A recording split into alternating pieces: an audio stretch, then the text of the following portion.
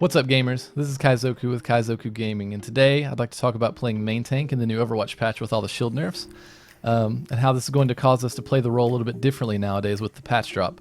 I'm going to get into a little bit of hero tech and sort of the thought process behind your decision making, because when you're playing this role in Overwatch, it really heavily draws upon your ability to make decisions and then act upon them quickly. So with all that said, let's go ahead and get into the video. Alright guys, so it looks like the first hero we're going to be looking at here is Winston, and there's a couple of things here I want to note. Actually, I made a mistake there coming out of spawn, and by not, when you see a Widow or like a Hanzo, you want to 180 your character so that she doesn't hit you in the head. But anyway, here we are, we're just trying to go in and disrupt, and basically doing anything we can to cause disruption and get anybody to drop down. We're still pushing payload for free at this point, and that's kind of what I'm doing. You're seeing me like hop in, hop out, and then just contest them long enough so that we can get the payload going under the bridge and then force them to drop. So here we successfully do that. And let me pause the video for just a second here. That's something important there too, is that I see a lot of Winston players not doing, is you can jump in and jump out like we did here. Let me back it up here. See, during this entire encounter here, we're not staying in because we know we don't have a shield like Reinhardt, and we can't stay up there very long like he can. Especially with Reinhardt, Orisa, they just have a lot of sustain here. So basically, what I'm doing here, if you notice, is just going in and out, and kind of just tickling them, just to get their attention, get everybody focused on me if I can, and while my team just pushes the payload, and maybe the DPS can get some kills in the meantime. So that's kind of that's sort of my whole rant on getting in, diving in, disrupting, and getting out without feeding. Alright, and here I want to talk about melee cancels with Winston.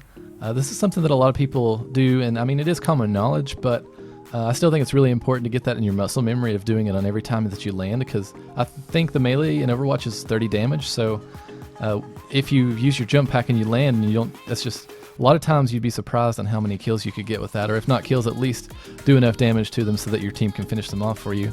But just get that into your muscle memory of working, that you melee every time before you land when you're using your jump pack on Winston. Here's sort of a little bit of it's the same clip again, I'm sorry about that, but here's something that visualizes that.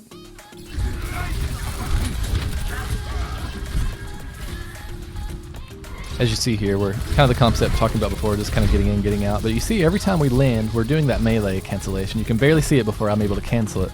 But we are getting that damage in. We almost got the Orisa kill off the back of that, but it wasn't enough, and maybe I should have been in comms more, letting my team know that the Orisa was low. But I just wanted to illustrate that to you guys and kind of let you visually see what that looks like in action. Alright guys, in this clip I'm playing Reinhardt. This is a little bit later on in the match, where I'm finding that on third point and watch point Gibraltar, it's a little bit harder for me, at least me personally, to get as much value on Winston on this third point, because there's such long sight lines and stuff for people to shoot at you and your team. So I just kind of elect to go with the Reinhardt swap here.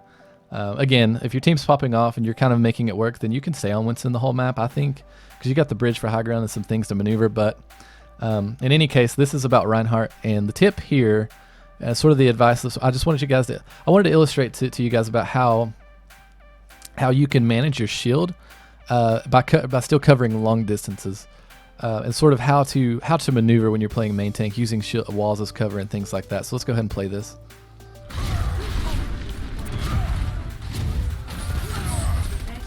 See here, there, our Hanzo dies, but we trade for the Doomfist. So my shield's about 500 here. Right here, we're just kind of hanging here. We don't want to go in and engage with, especially with a DPS player down. Even though we traded, he can get back probably a little bit quicker than we can, and we just want to make sure we have a pretty full shield whenever we do this engage here.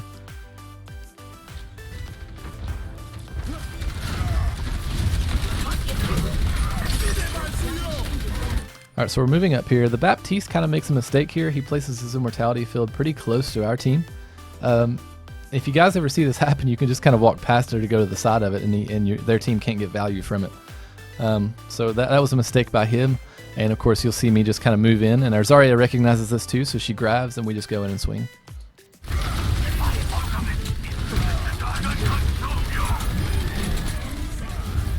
And that's that, but we were able to cover a long distance by just kind of being patient there on that push in, and not going in with our shield down, just understanding that Our Brig's probably at half here, so I guess it's important to be with her, but at the same time, I don't think she's in any danger, and I know that we to make this push count, we've got to have our full shield, so that's that just kind of explains that a little bit.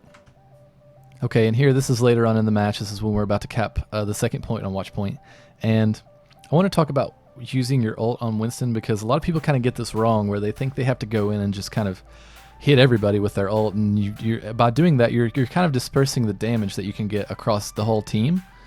And you probably might find yourself not securing kills by doing that. So a lot of people think that for some reason, but you don't have to. Winston ult does do a lot more damage than people think it does. And if you pick a target, and unless they're getting really hard pocketed, you can get that kill on them. So I'm going to go ahead and play this video so you guys can see that. Also here, kind of take notice of how I don't switch targets whenever I'm trying to boot people, because again, going back to the Winston, it does a lot more damage than a lot of people think. And so if you kind of stick with one target, it'll get a lot more value for you.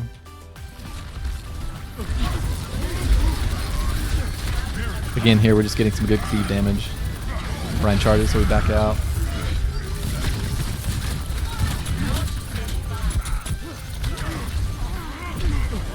We're about half health, so I decided to go for the engage here. I see the Mercy. Just see how I'm staying on her only throughout this encounter. I see another target here. The Mercy's dead, so Hanzo's a great second target to look at. Nothing he can do. And again, our job here is Winston. In these cases, when the lamp's up, it's your job to go ahead and kill the lamp.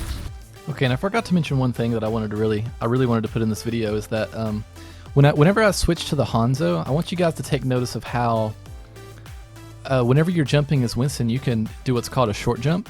So you can jump in the air, press your space bar before you hit your jump pack, and then hold S on your keyboard, and then hit your jump pack. And so what that does is it gives you backwards momentum. So it lets you, like, if there's a target that's a little too close for your jump pack, but it's kind of in that little awkward zone between you and where your jump pack will land, you can manipulate this little hero tech to be able to close that distance without having to go past them. And then Hanzo with his leap, he can just get away. So I want you guys to see this, and I want you guys to see this real quick.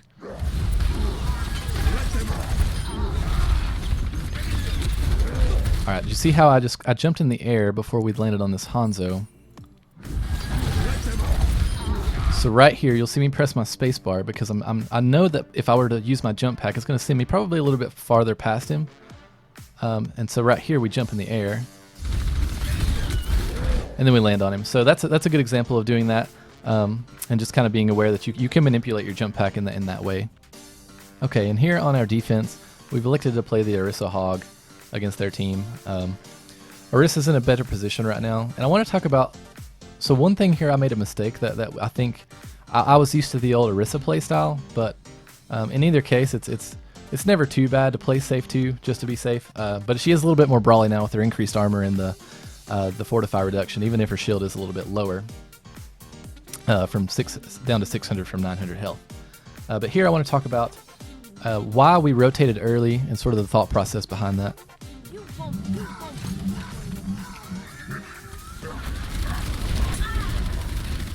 All right, so immediately we can tell here that they have double shield. They have Ryan, Orisa. We know they have a Mercy because we're watching replay, but we don't know that right now, and we don't know that they have a Hanzo yet. But in any case, we know that the playstyle that they want to play around is probably something objective based. They want to stay around the payload. They don't want to extend too far out from the team. They want to kind of stay together. Not necessarily death ball, but definitely a clustered comp that they want to play around their tanks with here.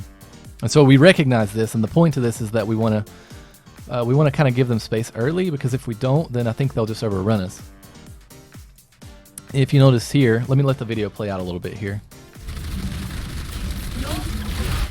Again, if you ever get pulled on Orisa, if you ever get pulled as your Orisa, you can press your shift or whatever you've got it bound to. It's your fortify. Some people call it gold, whatever it is, whatever you want to call it. But even though we know they have double shield and they don't have a hog here, it's still always a good idea just to make sure that, just in case they had some sort of CC, that you're not going to get hooked or you're not going to get caught out. So you always just kind of want to press your fortify if you ever get halted. Here I am. I'm trying to press my fortify to keep them back a little bit. Their Doomfist is engaging on us on the right side here, and our Baptiste uses his lamp, and it's about pretty much dead here. So at this point, we're out of steam. You can see here I've got all my cooldowns are off cooldown. I don't have anything else to be able to sort of stall this any longer. In any case, anyway, we don't want to stay up here. And a lot of people will drop here, and I think that's always a mistake. I think it's actually a lot safer to drop just straight back, because you just buys yourself a little bit more cover, natural cover to be able to hide behind. And if you drop right here, I mean, the payload's like right here and their team's right here. We're just kind of asking for it at that point. So watch how we rotate, and I feel like we rotated correctly and a lot faster than they did whenever they were on their defense when we were playing Winston.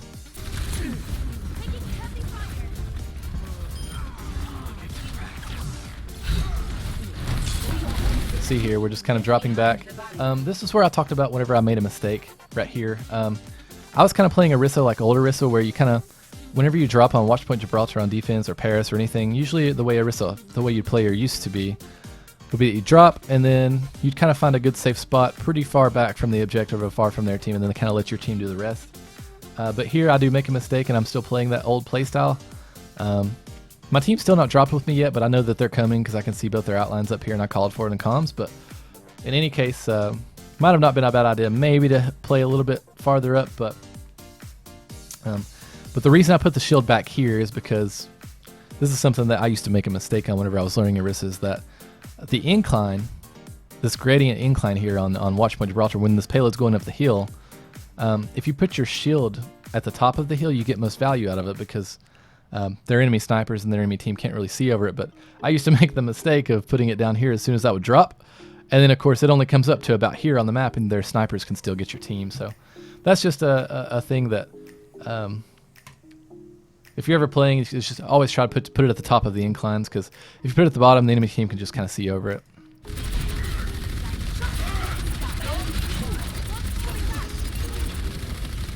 And that's really that for that clip. You can see how much pressure my team is just putting on this team right here, because we were able to rotate early and we gave ourselves time, and we didn't rush things, because if we rushed things we would have dropped up here and then fell immediately onto their team. But we didn't want to do that, because that's a mistake. Instead, we rotated back around here, put our shield in a safe spot, bought our team enough time for everybody to sort of one by one drop. And then by the time that they were down, the payload's not even at the mega health pack yet, and our team's able to contest it, as you can see up here. So just something really cool. It's sometimes it's good to rotate early, not always, but this is a good example of whenever it's good to do that. Alright guys, and that pretty much does it for this video. I just wanted to highlight and illustrate some things of what I think maybe if it helps somebody out there that's maybe adjusting to the new meta and the shield nerfs and everything like that. This might help you guys. As you can see with the clips in this game, the game's a little bit faster paced now. And of course, heroes like Wrecking Ball and Winston are certainly viable. I think I played Winston in this video, and I think Hammond too. Even if there was no clips from it, I know I played Hammond at some, and those heroes are certainly still good. But just you got to rotate a little bit quicker, make your decisions a little bit faster, and hopefully this will help someone out there. If it helps one person, or one person gets enjoyment out of the video, that is a success as far as I'm concerned. But if you guys want to see more videos, or maybe get some more content like this, let me know. Like, comment, subscribe. I guess that's what I'm supposed to say at the end of these videos. It's my first serious video, so I guess I'll go ahead and tell everybody to do that. But thank you guys so much for watching, and take care.